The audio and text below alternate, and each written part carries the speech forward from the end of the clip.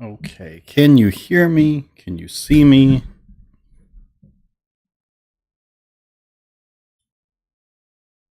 Okay, can you hear me? Oh. Can you see me?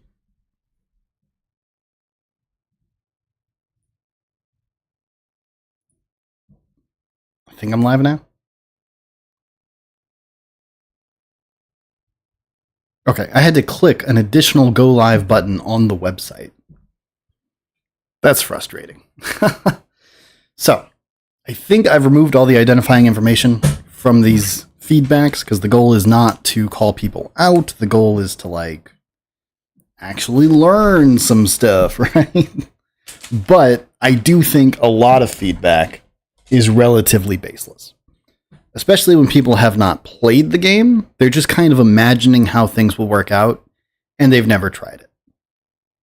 Like banana peppers on your sandwich. They're fucking delicious, but you can't imagine what a banana pepper is if you've never had a banana pepper. So, the first one we're going to do is from a guy that played one time. He kind of misunderstood a couple of things. The second one is feedback on the GM guide that I wrote. Also, this was before he ran a game, so we'll see how that translated into action later. Your feedback is very helpful, Noodles. And the last one is a guy actually annotated my PDF with his thoughts of how he imagines the game might play. So, the goal here is not to shit on anyone. The goal is simply to go through the feedback so you see what kind of good feedback I get and what we can do with it. So, should I open the rule book? I'm going to open the rule book just in case. Could be relevant. I'll wait. Okay, I thought you deserved some more organized and deliberate feedback. Forgive me for the format. I only have access to my phone at the moment, and I needed to get it out. Things I liked. The core mechanical concept of the game is captivating. I like discovering words and piecing them together to make your own solutions. I think that highlights the most valuable part of TTRPGs, the ability to use your creativity to solve problems. So, that's really good, right? I like that you had fixed dice for weapon types. I think this is one of the strengths of Words of Power. We do that because it is not... Anywhere you add detail in a game is going to draw focus and time. So we don't spend focus and time on weapons, because that is not the point. It's a blurry background detail that we can skip. I'm glad that he got that. Things I have mixed feelings about. How mixed are they, though? The core mechanic is easily moldable into many settings, but I would struggle to use them in anything that wasn't centered around words directly. I'm definitely someone that needs the mechanics to be baked into the flavor of the game, and vice versa. I can certainly concede a bit of that, but that's just my personal taste. So, this is something that I am actively working to clarify to people, is that I just don't have a better word for words. They don't have to be literal words, right? The words that you draw, the inherent words, are descriptive of your abilities and physical characteristics. The words that you draw are representative of circumstances, inspiration, ideas, nuance of the scenario. So if you have, let's say, the inherent word sting and you're a scorpion, everything you do with sting is going to involve your stinger. You're not just going to be casting sting stuff out of your face. It's going to be stinger related because it describes your character. Drawn words, like, let's say dart, right? If you wanted to do a sting dart, you would shoot a dart out of your tail, not out of your face. And the reason we do this is because using fireball every round is super fucking boring. Having power over fire and coming up with creative ways to use it, contextual ways, sometimes you have the magic, sometimes you don't. The ebb and flow of actual people doing actual things is captured by this mechanic. So I think after running the game, he understands better that it doesn't actually have to describe a literal word. To to elaborate, I think I'd be happy to play in your Teenage Mutant Ninja Turtles version of this game because it sounds really rad. It absolutely does, and we're going to do that. And I'd probably not care too much about the words coming from somewhere. But I think if I were to run, I'd prefer that be baked into the lore setting. I feel like we've already beat that horse. The battle board is really interesting. The battle board is the biggest point of contention I have received. You'll see it as a recurring theme in this feedback. And I think people just don't get it yet. It is a very gamified thing. We'll keep reading. I wasn't sure if I'd like it for similar reasons I listed above. Chiefly, verisimilitude. Verisimilitude is when your mechanics match your lore, so there's no disconnect. In practice, it really wasn't a hindrance to the game. In fact, it was an interesting puzzle. However, one of my favorite things about these games is interacting with the world around you, just like how you had the idea to do with the Weasel Head. That's particular to the game we played together, it's not important. I think with the battle board, it takes you out of the world a bit, though to be fair, we didn't really push those boundaries too hard, so there could be more that I'm unaware of. I think the battle board makes more sense if you play in... So the game that he played was really tutorialized, like we were kind of very procedural through a dungeon, and I was trying to teach 3 different people how to play the game while they were running rampant and just doing random things, right? So it's like, oh, there's a rule for that. Oh, there's a rule for that. And so we didn't actually sit down and do like a combat tutorial to explain why the battle board is dope. And that's mostly due to time constraint. So the battle board, which this is the battle board. Okay, it's a static grid that is labeled, and you have all these spaces. These spaces act just like spaces in every other grid. Adjacent to C1 is everything that this space can move into, so D8, C4, B1, D1, D2, C2. Adjacent to D3 is just D2, C2, and D4. The reason that the battle board is the way it is because it doesn't use exact distances. It only uses your relative positioning to the central conflict of the fight, which is A1, B1, and B2. So if 2 guys are duking it out in a tavern, they're in B1 and B2. And then everything around that becomes less relevant. You can move around the edges of a crowd pretty easily, but moving in takes longer. So it takes a full turn to move from D5 to C3. In the same number of actions, you can move to D7. And this kind of stretches time and space so that you can represent any area, any size area, using the same grid. So if we're going to fight in a town square, we might be 30 feet apart between D4 and D5. These could be 2 separate houses. But because in combat what fucking matters is whether you can reach someone and interact with them or not, saying that it's in D5 and D4 is sufficient to resolve the narrative. Also, the battle board lets you describe areas, which is something that I didn't do a lot of in that game just because it was, again, explaining the rules to everybody is not always worth it in such a one-shot, limited time situation. So I do skip things sometimes. But let's say you're fighting in an office building, right? The reception area of an office building. And there's like that little front desk where the receptionist sits. And you want to represent that on the battle board. So you would just take a block, drop it on C1, and say that's where the desk is. You can't stand there, you can't move through it, but you could climb over it, right? And just with a visual representation, putting 1 block on the battle board, we can feel that this outer edge is walls, right? We can say that D5 is the front entrance, and there's a door leading out of D8. And that's enough to describe, I would say, 90% of rooms. Just using this one static circle. Now, being a static circle is important because it means we don't have to prep specific maps. Our players can go anywhere and do anything, and we are prepared. For boss fights, we arrange the battle board in ways that are going to be interesting to play on the battle board. We don't necessarily do it as narratively because we know that it's going to end up on the battle board. I made a video about this recently, and I'm sure some of you watched it. I think Nudes left a comment. And so you want to either be all in on narrative or all in on the puzzle of combat. You don't really want to be on the battle board trying to narrate things.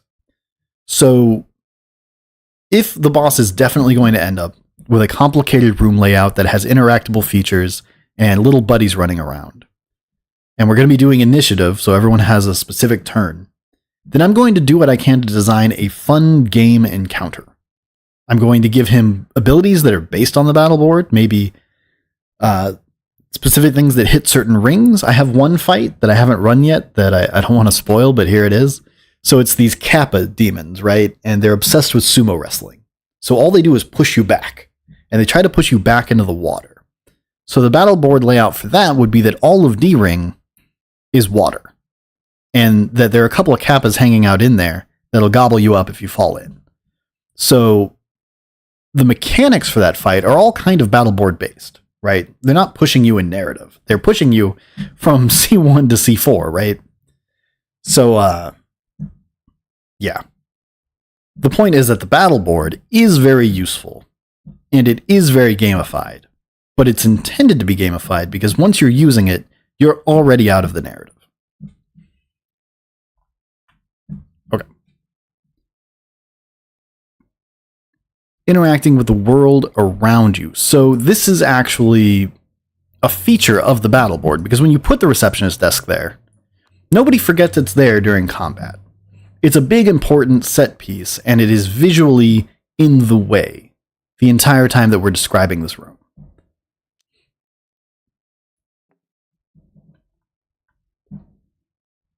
Okay. Things I wasn't a fan of. So these are the shit, garbage, awful pieces of Words of Power that need to be removed immediately. For the most part, the rolling low, rolling high. It's not too complex, more so, it's fucking stupid. Instead of rolling low to hit, then rolling high for damage, I might just nix the damage roll itself and apply flat damage, and change successes to always be slated towards lower rolls, with higher dice being worse. But obviously, that can be a lot to change. So obviously a lot to change is not a problem when your game is fucking garbage. You should always be willing to change your whole game if it's going to make it better. The amount of work is not an excuse. However, flat damage I am not a fan of personally. I like doing damage rolls. I like rolling it and seeing that it's high and being like, oh yeah! So I would never do flat damage personally for this game. There are games I might do it in, but not this one. The rolling high, rolling low thing. So on skill checks, you want to roll high. You want to beat the number. And that is for a number of reasons. But we could invert the skill checks and it wouldn't be the end of the world. I just like rolling high. What he's talking about is our damage roll, or our attack rolls. So they're encoded 1 to 4. Of course, I got a 5, which each thing on the die is a hit zone of the enemy. So your head, your main hand, your offhand, and your legs. And so if you get a 1, you hit him in the head. You hit 2, you hit him in the main hand. 3, offhand, 4 legs. 5 is a miss. Everything above 5 is a miss until you get to the maximum number. And then it's a critical hit. You get to choose where you hit the guy. So that is different than skill checks. I don't notice anymore because I've just been playing my own game for so long.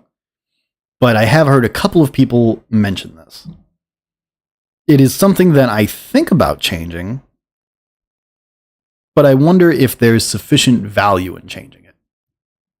Because attack rolls being encoded to hit zones based on the die number, and 1 being the head. You want the head to be a maximum number. Or, how do I want to say this?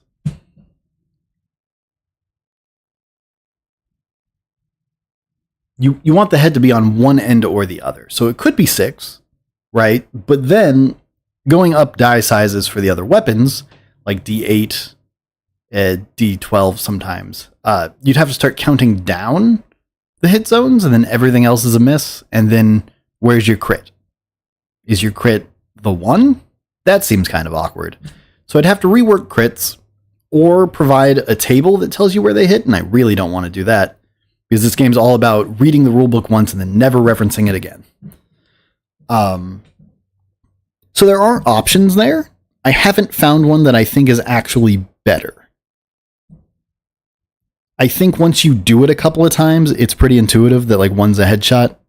And if you draw the little HP shape that I always draw, little X with the border, with the box, like it's pretty easy to keep track of HP and know that one's the top and 2, 3, 4, it just counts down.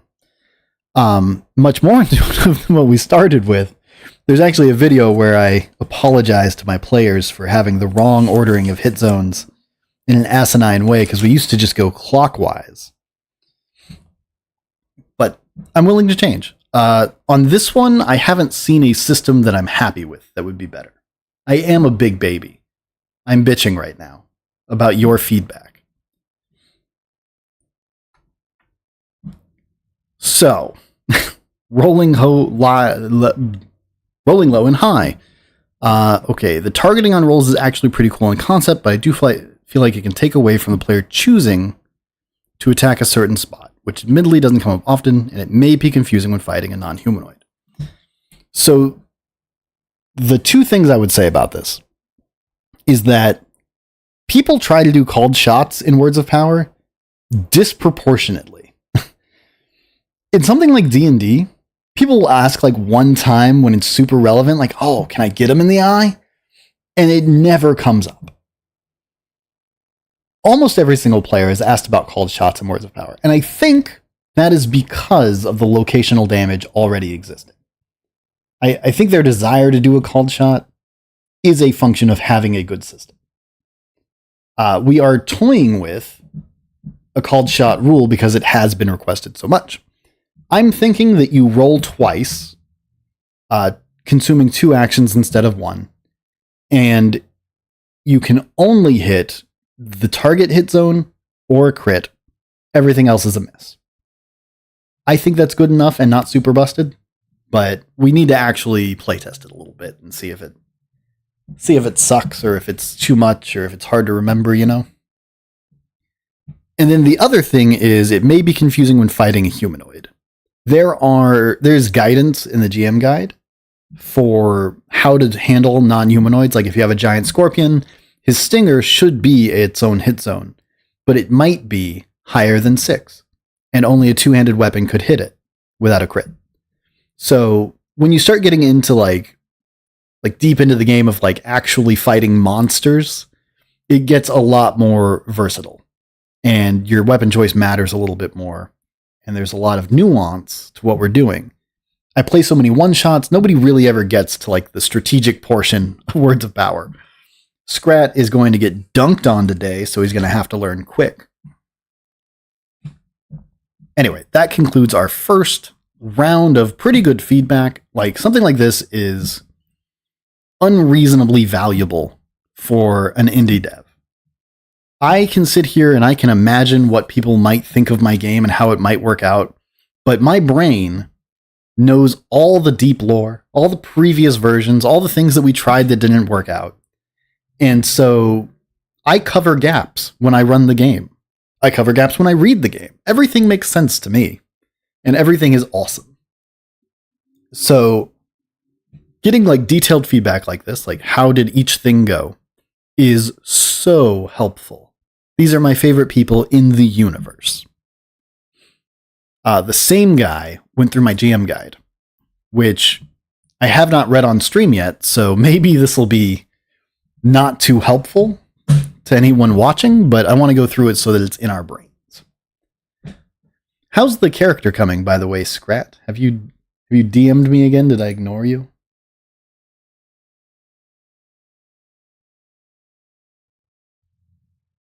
Okay, you did not. I just want to make sure, because immediately after this stream, I have Scrat's stream, and we're going to play a Mega Man themed one-shot of Words of Power, and I think he'll be pleased. Remember to make at least some portion of you cybernetic, right? Like some kind of mechanical part. Please, not that one. Not the nuts.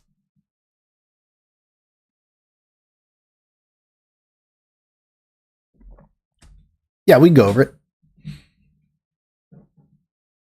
I know I mentioned Tabletop Simulator, and that's just an option because I do want you to have some kind of visual reference for this. There's going to be slightly more combat, potentially, depending on your choices. So we need some kind of shared image. Excalidraw is also totally fine, just whatever you're comfortable with. I usually roll physical dice, but since we're on stream, if you want me to roll some kind of virtual dice, that's fine too. Just whatever you want to do. I have no actual preference. Okay, so getting into the GM guide, which I tried to keep out all the generic GM advice. I have a ton of generic GM advice, but I feel like there's enough places to get that, and people who have GM'd for a while are not going to read it. They're going to be like, this guy's a fucking moron. So I try to keep it to just like, how would I handle this thing in Words of Power specifically? So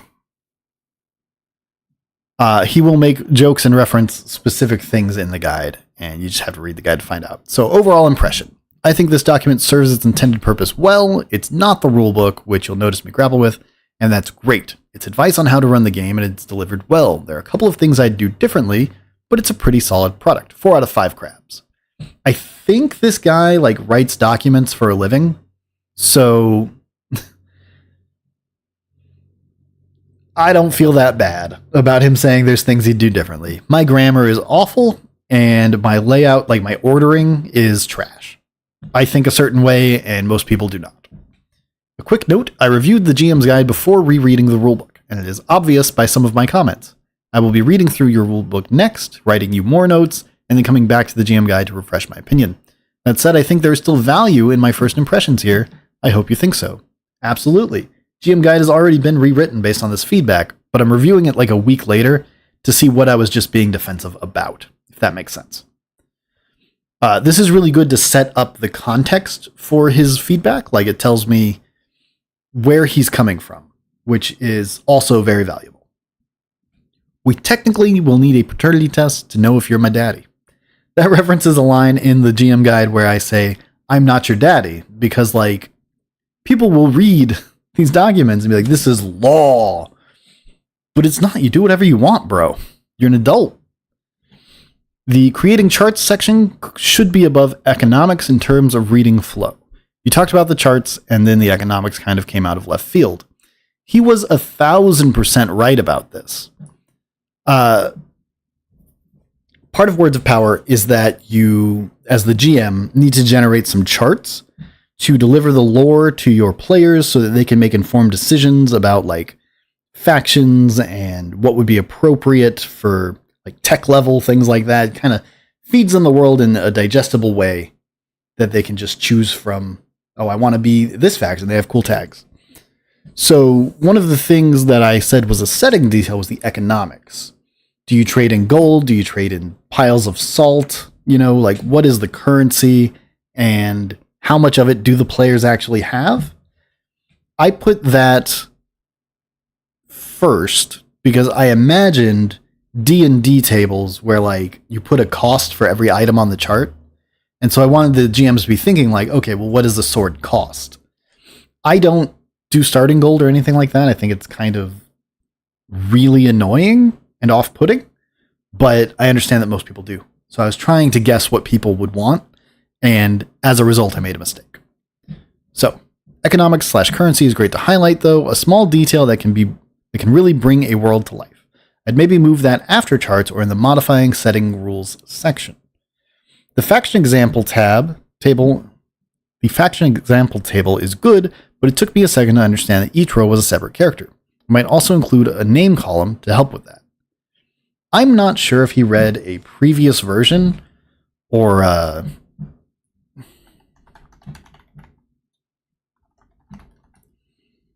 rulebook. We're gonna open the guide. Okay, so this is the table he's talking about. He ended up with the understanding that these were characters, but they're not. They're factions, as evidenced by the column name. So I don't know how he got to where he got on that one. I was a little confused when I read it. As I'm transitioning to the second page, I'm taking note of how your layout is minimalist and clean. Though I wonder if bold text would help catch the eye and help when skimming over looking for something specific. So skimming over for something specific is something that I understand that people do. But what do you bold? I never know what to bold or italics or footnote. I actually have a list.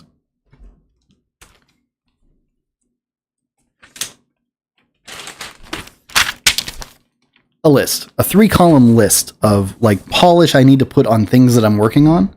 And the rulebook is by far the longest one to kind of make it more digestible. Because people are reading it and they're not getting it. So I need to change the language, but I also need to do fonts and colors and all the things that I don't personally care about, so I don't do them. I do text files because I like text files.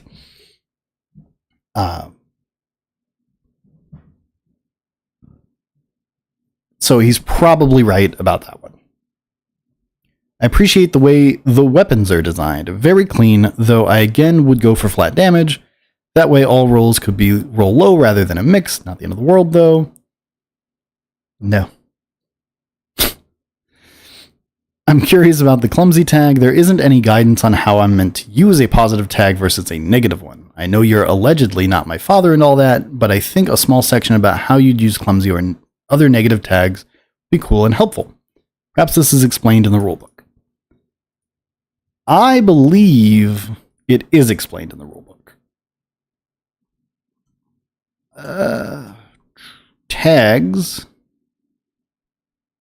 Do we talk? Yeah, okay. You get a plus 1d6 on difficulty to break exchange. Yeah.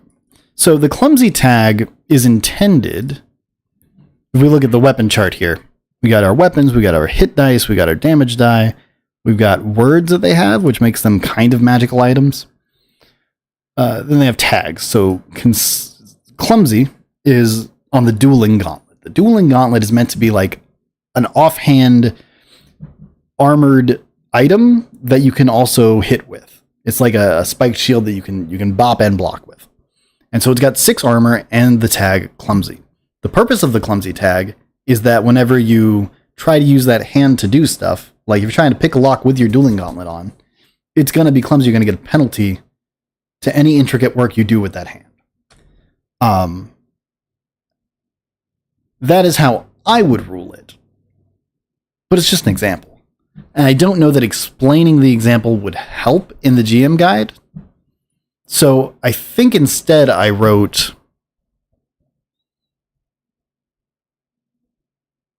I think here I did like a longer example of how to handle pluses and negatives.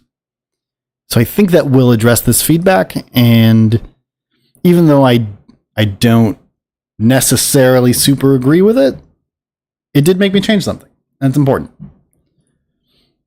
My writer as a day job nitpick is coming through though, but noisy doesn't have an E. I never would have noticed.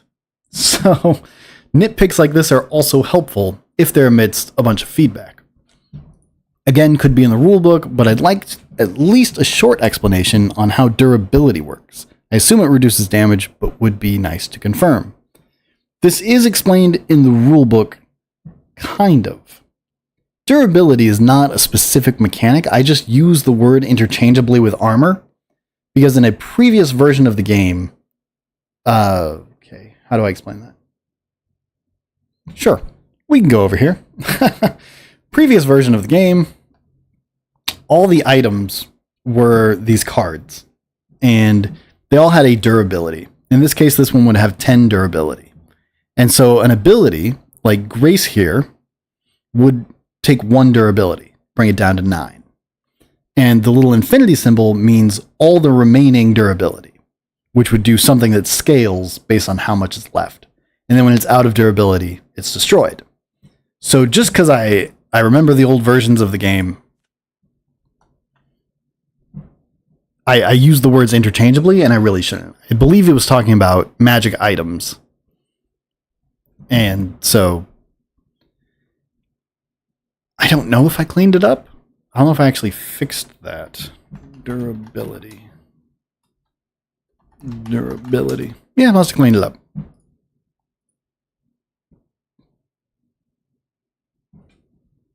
Hey, what's up, Cher? What you doing up this time of day? I don't know what time of day it is. I'm just saying that because it's something streamers say. Loving the low, no magic explanations makes me excited to run. The fact that this is a build-your-own action system really tugs on my heartstrings. The words disappear when they're used, right? Man, I should have read the rulebook first. If that's the case, I don't think I'm ever just banking 10 words. Seems like a lot of work to acquire the cool metacurrency just to not do the cool thing. Could be a misunderstanding, though. I do see you recommend fluctuating that number based on the circumstance, but I'm not sure how I feel about the concept overall. Playing again should help me feel better. Trying to work, failing. Well, work is for losers that don't have friends who play TTRPGs. That's my opinion on that. So I believe that when he wrote this, he had the misunderstanding that inherent words were expended when you cast a spell, maybe? Drawn words do get expended, and you need 10 drawn words to get a level. Now, this is actually a relief valve for getting garbage words that you don't know how to use. If you get words like teapot, and you can't figure out a good way to use teapot, eventually you'll have 10 of them. And instead of just sitting there and becoming 20 of them, you can cash them in for a level. Levels are not meant to come swiftly. They're meant to be intentional. I'm going to save up for this level because I want this specific word or tag added to my character sheet. It is an intentional action, unlike many other games where you just kind of get experience and get stronger passively. So I would be unwilling to rework my level ups based on this, but we haven't really had anyone play that much. Nobody's done like a campaign. Nobody's leveled up. Like, let me just be straight with you. No, I think maybe one guy leveled up one time. I don't actually remember. Nobody's played long enough to level up or to make good decisions while leveling up. Scrat today after this game is playing a level 3 character, the first of its kind. And I bet he had a hard time choosing words.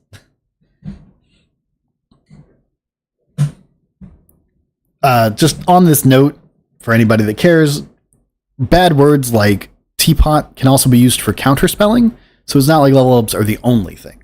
The point is to have choices about how you use the words that you get.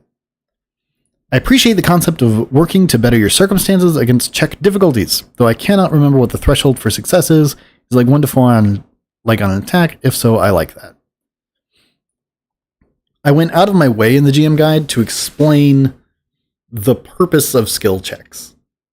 Sometimes you will try to do something, and the odds of it will be overwhelming. Like, let's say you want to sneak past the security guard.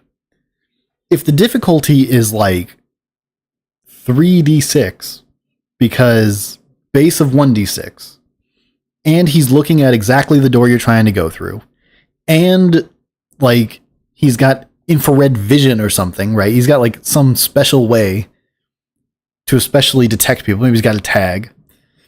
Then your 1d6 is not going to cut it. And you know it's not going to cut it before you even try. You might get some success on some things by not beating all the dice. But if you want to fully succeed, you have to take steps to improve your circumstances. So you might distract the guard. You might go in at the same time as a delivery guy. You might wear a disguise or something, right? All these things can add 1d6 to your attempt.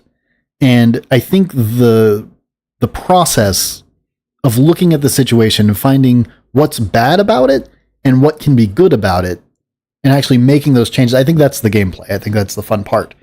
I don't want skill checks to just be roll and you win or lose. I want it to be, okay, let's actually treat this skill check as a puzzle to solve. Is a basic spell that requires a touch just a single word?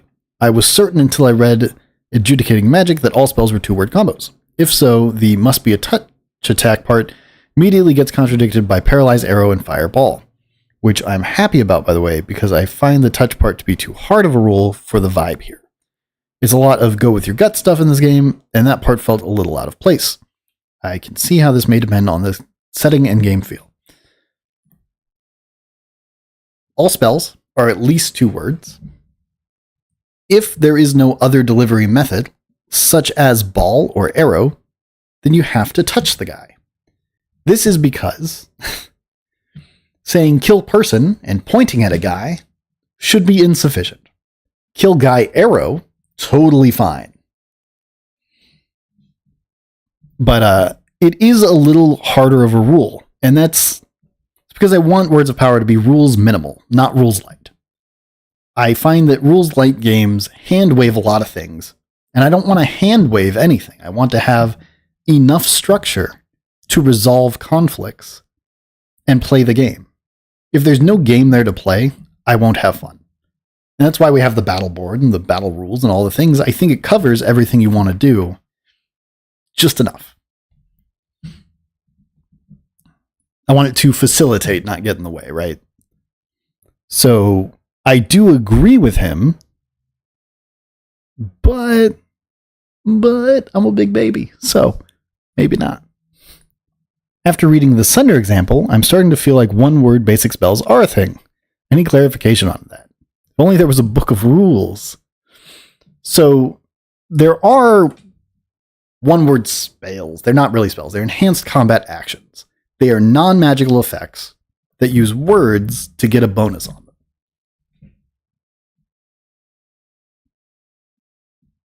Excuse me. So if you're fighting and you have like a hammer and the hammer's got the word Sunder on it, and you use Sunder on your attack roll, this can get you not double damage, but like double damage on your damage roll against armor. So let's say he's got only a helmet. Everything else is unarmored. If you roll and you hit him in the head, when you go to roll damage, you'll roll damage twice and take the higher one. And that will be you sundering his helmet. Non-magical, but enhanced. Compare that with a spell such as like Sunder Armor, and then you poke it and then it disintegrates. It is like guaranteed success when you cast a spell. This is something that has been difficult to, I don't know. Again, people just haven't played enough to get like past the tutorial, very entry level Words of Power concepts. So nobody's doing enhanced combat actions or like even normal combat actions. So it's totally weird, totally normal for this to be confusing. I was going to say something else and now it's fled my brain.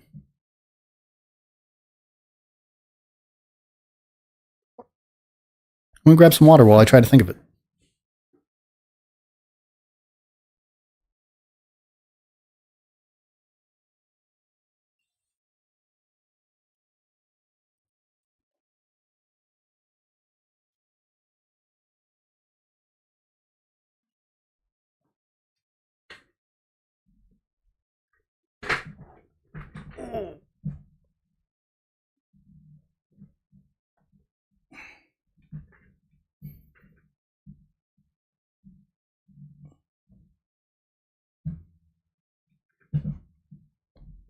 Okay. I do have to hop off soon because I have Scrat's game and we need to do a little review before we start. I don't know how much sooner. I was thinking 30 minutes would be enough, but maybe not. After reading the Sunder example, I'm starting to feel like 1-word basic spells are a thing. Any clarification on that? If only there was a book of rules. I have no idea what the other thing I was going to say about that is.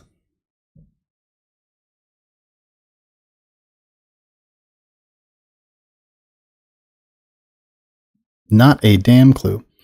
Okay, I scrolled back to the top of the doc real quick to check if you had a read the rulebook first disclaimer, and yep, there it is. In counterspelling third sentence, you have wanton instead of want.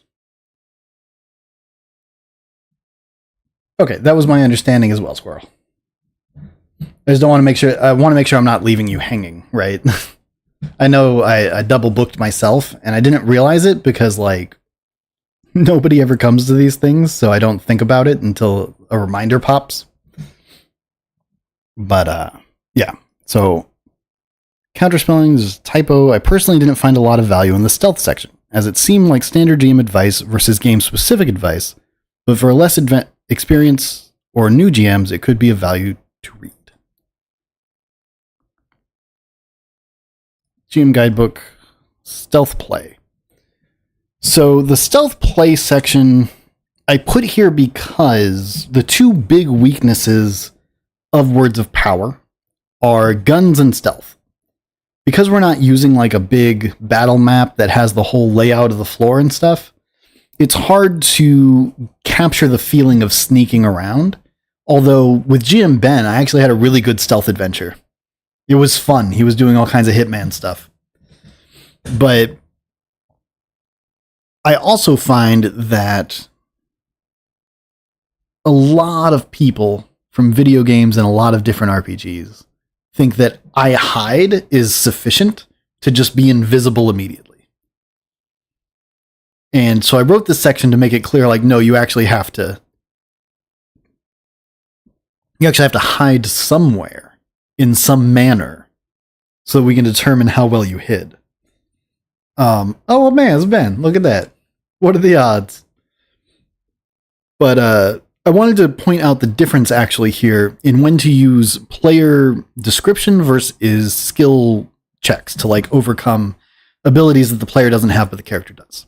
So if you're trying to hide a lockpick on your body somewhere, I don't expect normal human non-nerds to like have good ideas about where to hide a lockpick or how to hide a lockpick. That is an action that we can resolve using game stats. Just like you don't need to be smart to play a wizard, you don't need to be smart to play a rogue. So this section was more intended to point out the difference between describing where you hide versus rolling to hide a lockpick somewhere on your body. I'm going to keep it because enough people do think that I hide is pure invisibility that I feel like it's useful to have there. But I don't necessarily disagree that it's a little out of place. Hit zone numbering, crits, story tags, magic items, great stuff, don't have much to add. The battle board is quite conflicting for me. It's really interesting, feeling like I don't know if I love it or hate it. It's fun, but it also breaks verisimilitude for me pretty hard. I can see how you've mentioned that you might only bring it out when necessary. I agree heavily. Again, it feels like a deeply gamified feature in an otherwise narrative-focused game. But also, it's really neat. I don't know, man. I gotta play with it more. I am hoping that today's game will display how to use the battle board effectively, both for storytelling and for combat. I have a whole section in the GM guide about using the battle board to describe things. Player formations and battle boards as a descriptive tool. I think the people who have played a lot, like Dre, and those random people in that group that imploded, they get it. I don't think they have any questions about how to use the battle board to describe a thing. The example we used earlier before you guys got here was spoilers, so I won't do it. But yeah. I do feel like I'm onto something with the battle board, and that people have not spent enough time with it to see what I see, and I need to find a way to communicate what I see so that when people read the book, they get there. I'm not good enough at language to do it yet. What is up, Nader? Aren't you on vacation?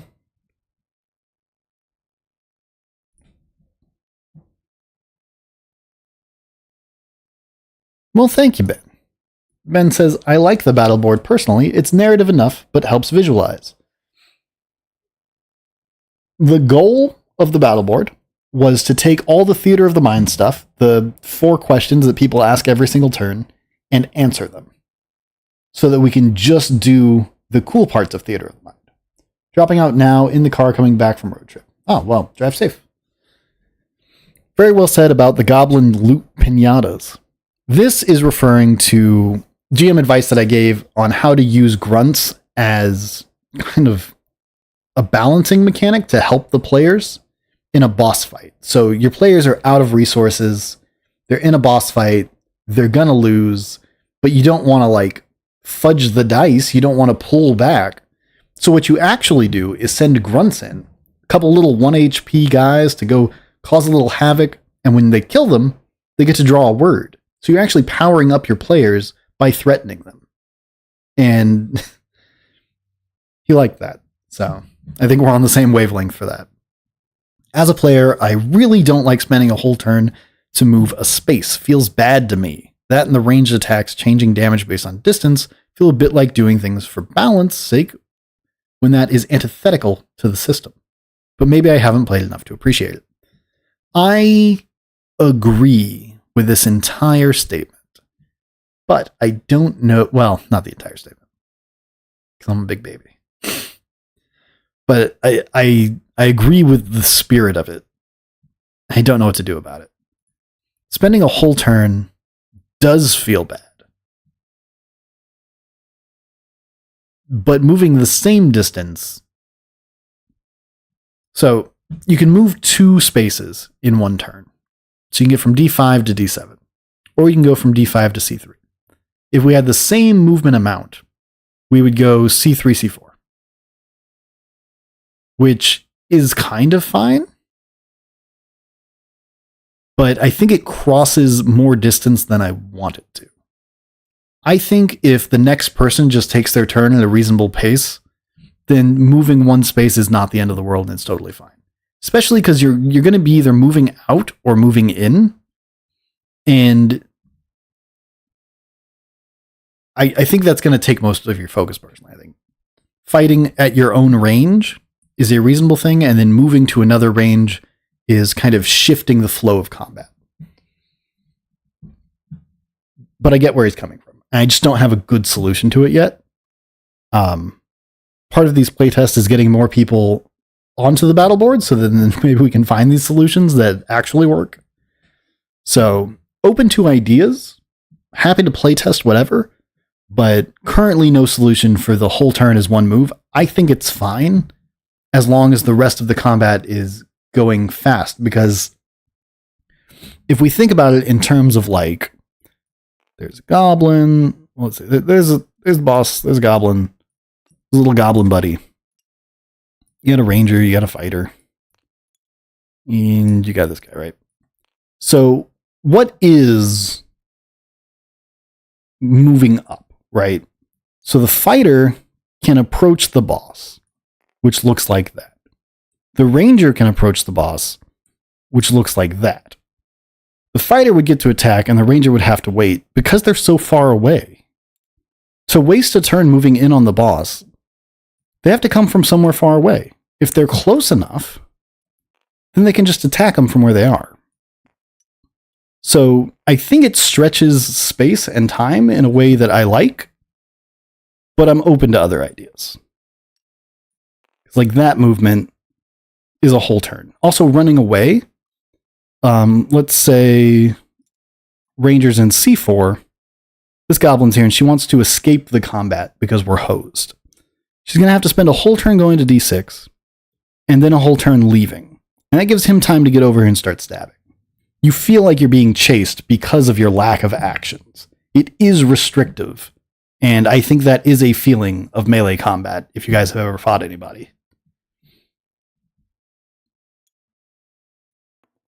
Not that I'm like a thuggy street fighter or anything. I just, fought with my brothers when I was younger, and sometimes we had weapons, sometimes we didn't. Sometimes there were 2 of us, sometimes there were many. But it is very restrictive feeling, especially with like shields and armor and swords. Getting in or out, it takes a bit of hesitation. Okay, the ranged damage based on feet. Okay, so I think he meant the attack roll. I'm not sure. So the same example, ranged attacks are for every 2 spaces. So the first 2 spaces are free.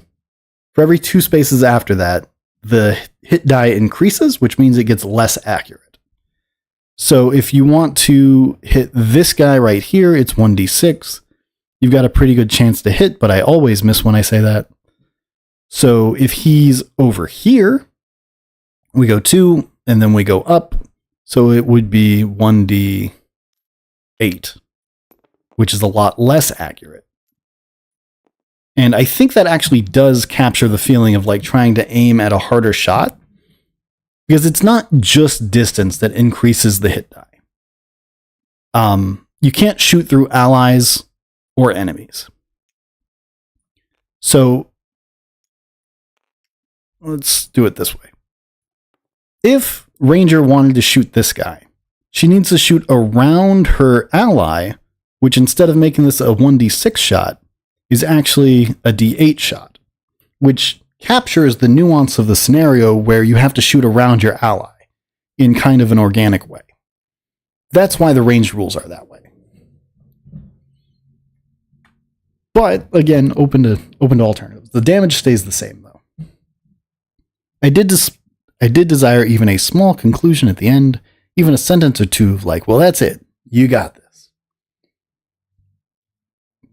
He was right. I added one. In words of power, you must master the system so that you can wield it. It exists for and relies on GMs that want to... Oh no, there's a typo. There's a typo.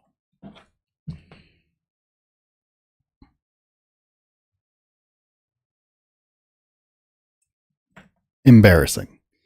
More than any advice in this entire document, just start playing and figure out how best to use the tools that you've been given. Use them to tell amazing stories that are unrestricted by mechanics and uncensored by prep time. I look forward to playing in them. That is the conclusion he got. Hope he likes it. 605? 605. The last one I think is pretty short, so we're going to go ahead and do it. Guy took my book and annotated it, which I thought was really an interesting way of giving feedback. So this was a random guy on Reddit that saw the game and he's like, oh, let's play each other's games. And I'm like, your game is a lot longer than my game. So he still went through and read it and left me some feedback, and I appreciate that deeply. But he hasn't played, and he definitely didn't understand everything. So this is about getting the words together before you play, the 5 to 10 words that every player submits. We skip this for most one-shot playtests. I skip a number of things for playtests just because they don't matter that much. I think this could do with a little more guidance. What types of words should the storyteller reject? Ones that don't suit their narrative, or ones that threaten game balance, like invincible or omnipotent? Clearly, Guy doesn't understand the game, because both of those words are fine. You should not approve, like, slurs. You should not approve, like, words that are unclear, homonyms that are not clearly stated what you mean by it, like lead and led. That's what it means by aggregate and approve. Okay, tags. They can come from many sources and are considered available as long as the source is available. This is a bit confusing. What does it mean for a tag or source to be available? I do think I probably should have said they can come from many sources and are considered active.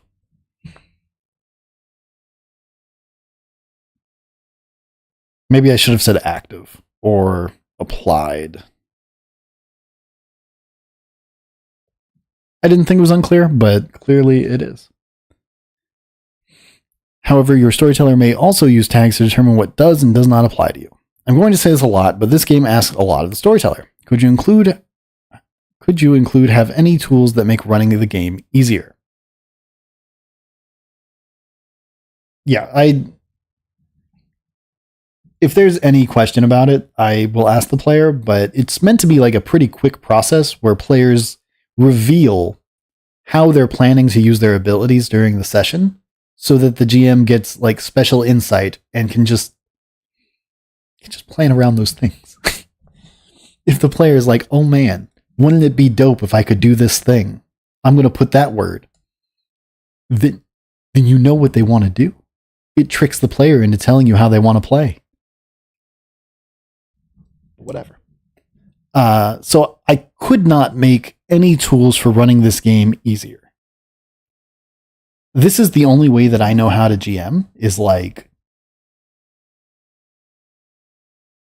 I don't want to say well, but like, you have to be engaged.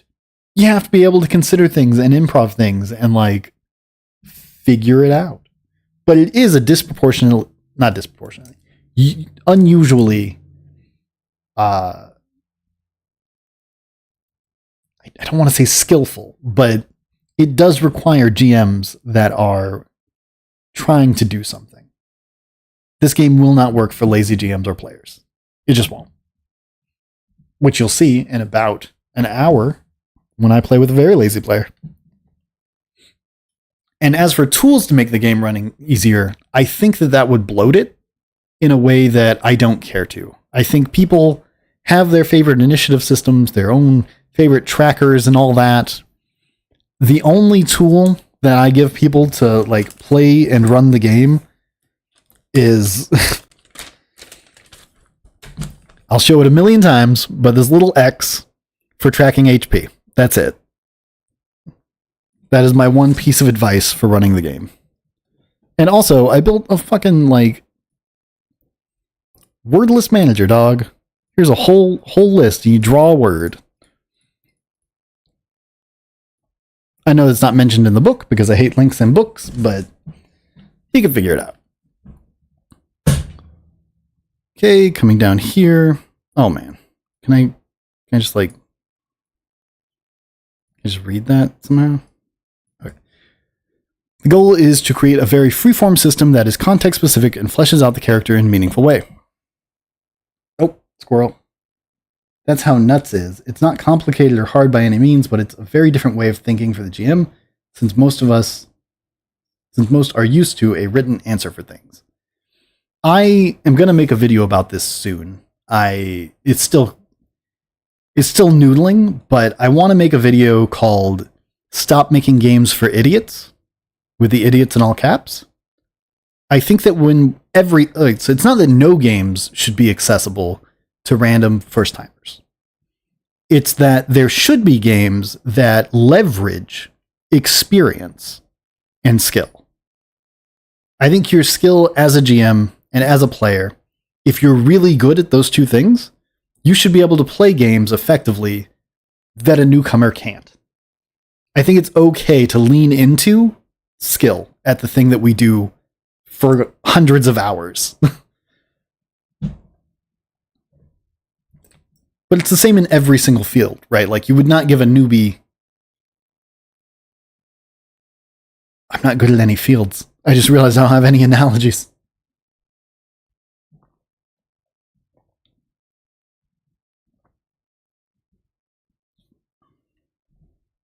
But I think it's okay to like accept that... Not to accept. I'm phrasing it poorly. But I think it's okay and maybe desirable for us to make things that specifically leverage skill.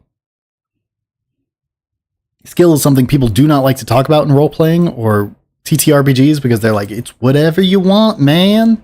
And while yes, there's an opportunity there that we just let die because we want everyone to be able to pick up the game and run it. Direction on what to do versus tools to make your own ruling.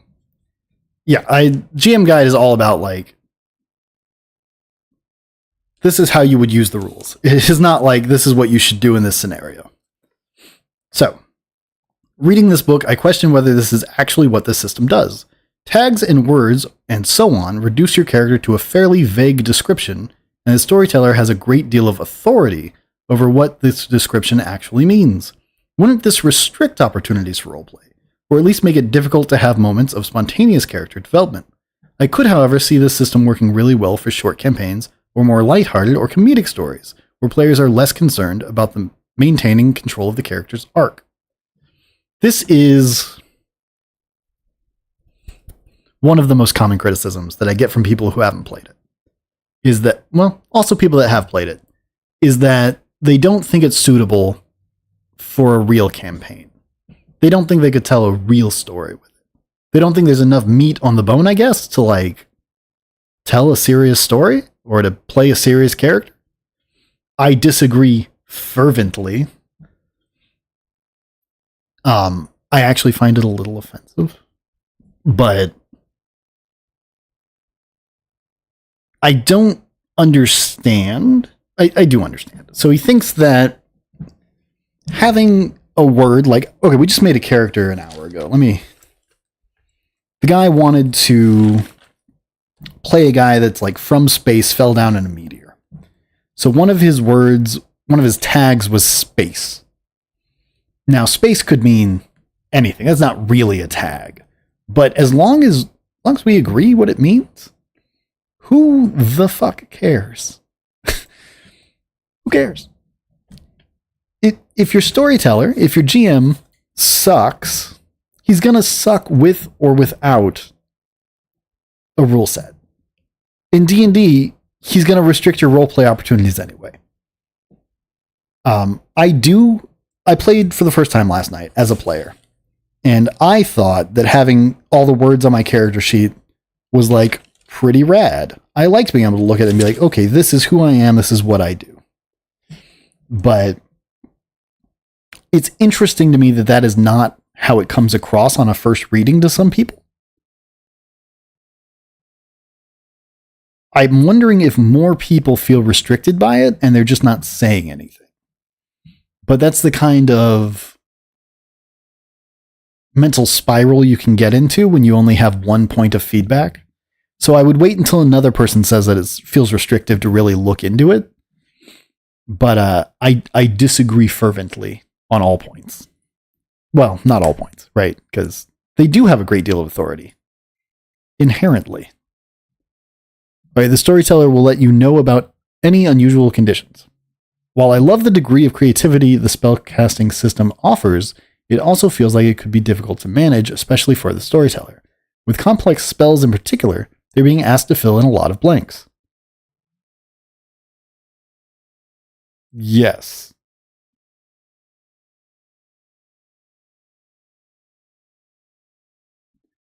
Scrat, are you still in chat? You've probably encountered this a lot more than I have, so I'm curious what your take on reducing GM burden is. Later on in this feedback, he'll call it cognitive load for the storyteller. As a storyteller, I do not experience cognitive load. Not just in this game, but in any game. I do not I do not resonate or identify, I don't recognize the concept that running the game is hard. So, yes, but I don't think the GM having to play the game is a problem. Okay, the storyteller would make the determination about the implementation of the spell. He may decide that the mist will only encompass one ring of the battle board and allow the player to choose. See previous comments about storyteller cognitive load. It is above average. I'm willing to admit that. I don't experience that feeling when I run any game. This could be incredibly difficult to maintain over time. With so much discretion, storytellers must be careful to remain consistent. If Metal Mist was enough one day, they should not require Summon Metal Mist the next. It would be difficult to maintain over time. I'm not super worried about maintaining it over time, because I think it's just built into the culture of the table, right? Like your GM's going to settle into what he's happy with as far as word requirements. And if you're wrong, like, no biggie. 5e is what I'd consider a GM burden. 5e is what I would consider a burden in general. It's not fun as a player either. Like, the rules are heavy and unnecessary and dumb. So, like, I don't feel any... I actually feel less stressed as a GM in 5e, because I have the freedom to ignore some of them.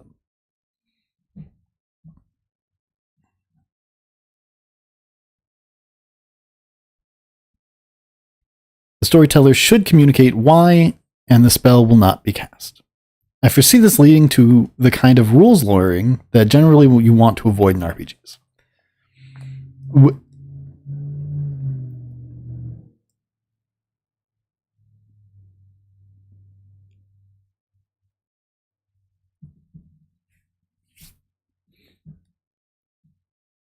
There are no rules to lawyer in Words of Power, just so you guys know. It's 14 pages of do whatever you want. So, like, you're never going to be able to point to a rule and be like, this is the rule. I mean, even if it is, it's like, that sucks. So I don't foresee this being a problem. I think the GM saying no to stuff is totally fine. I've told you no, Scrat. Did that break your heart? Did that upset you? Did it make you mad?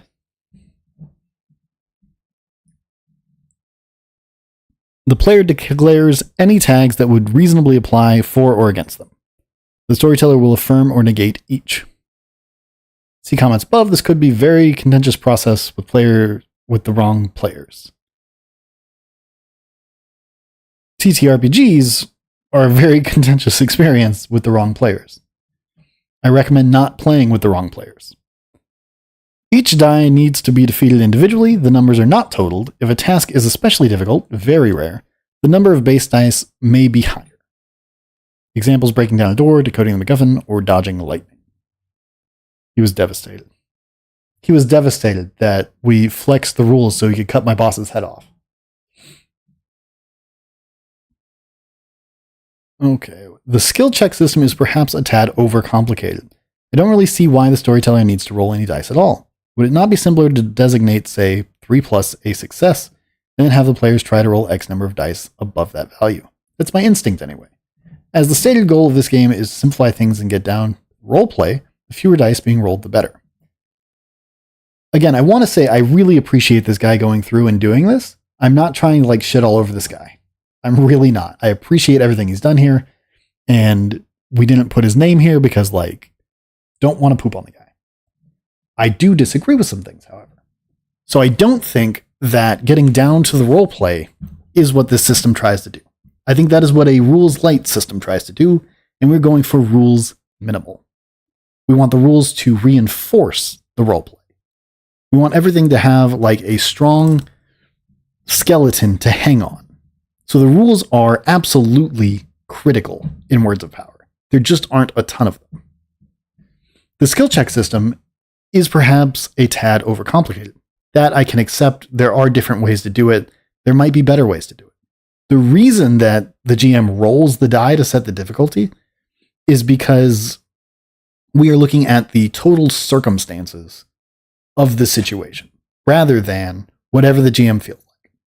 I have played at too many tables and I've read too many stories where a rogue has plus 35 to lockpicking, and suddenly every lock in the whole country is DC 35. Amazing. Overnight, everyone switched their locks out. And it's fucking bullshit. If you consider the bonus, you deny the bonus. I will say this 100 million times that a bonus considered is a bonus denied. If your character can do something awesome, and I think, well, what if he does his awesome thing? I'm a douchebag. I don't know that we're going to make this in the next 9 minutes, but I'm going to try. I'm getting on tangents here. Players should choose a faction from the storyteller's list and make sure to note the tags that come with it. I think there's a core tension at the heart of this system. You say it makes it easier to roleplay awesome characters, but players have very little agency in actually creating those characters. I would lean into this. I would have character creation be a process where you draw words at random and then decide what your character is based on that. Coming up with 3 words that meaningfully describe your character is a lot harder in practice than it is on paper. I really think this system would work really well for a comedy game with more disposable characters, but it seems to lean towards generic fantasy.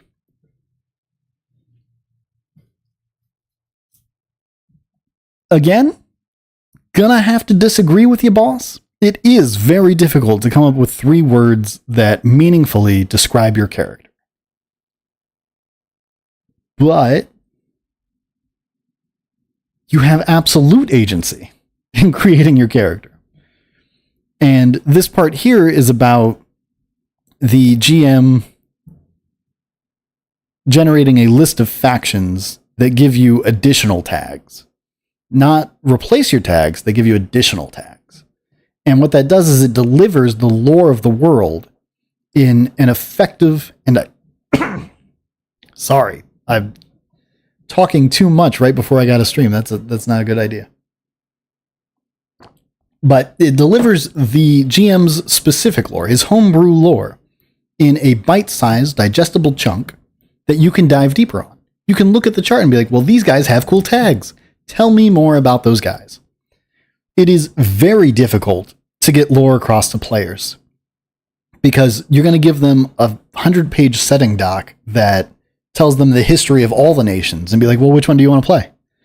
And they're going to say, I don't fucking know. It's 100 pages of bullshit. So we skip that in Words of Power. We make a chart. We specifically instruct you to make a chart that summarizes all of your playable nations in 2 friggin' words. I think it's a feature, not a bug. Humanoid characters should begin with the hit zone's head, offhand, main hand, legs with HP values 4, 6, 6, 6. Hit zones and HP are further explained in the combat section. This also seems like a bit of a clash to me. The game is just about role-playing awesome characters. I'm not really interested in hit zones and inventory systems. I want fewer rules and speedy resolutions. Again, this is just I think a conflict of what the game is versus how people envision rules-light games. Because the hit zones advance the story. That's the whole point of them, is that every single roll advances the story in some way. You know where you hit them. And the inventory system, you know what you can and can't pull out. You can't pull out your F1 Ford 50. That's not what it's called. That's how fired up I am right now. I cannot talk. Okay. This also seems like a bit of a clash to me. Okay, that was... Oh, okay. Those are the same thing. Yeah. During any rest, you may discard 10 drawn words to gain a level. This is a cool progression system, and I can see it working very well. Yeah. So, Scrat will be the first one to interact with our progression system. I feel like somebody leveled up once before. Probably before we had this rule. But yeah, so you get 1 to all your HP hit zones, and then you choose either a tag or a word. And the tags that you choose for level ups, you can spend as extra lives. When you would die, you just fully heal instead, but your armor does not. Okay. The battle board should only be used when combat cannot be quickly and easily resolved in narrative alone. The whole battle board system seems a bit overdone. It also puts more pressure on the storyteller to decide when it's necessary. I'd suggest a simpler version of the board that can be used for all fights. Possibly something like the zone system in Break. I have seen a couple of zone systems. I have never tried one. I think it's fine. I do think the battle board is superior. This is directional and it's directional. It's not absolute distance, and it can be used as a descriptive tool in addition to combat alone. You do choose when to use it, but that really just means if you're fighting one guy, there's not going to be a lot of movement on the board, so there's no point in bringing it up. I wonder what a simpler grid would look like. I think he thinks I'm just trying to be fancy with the circles. I think a lot of people think that. Fate Weavers may resist death or heal a maim at the cost of 1 permanent tag.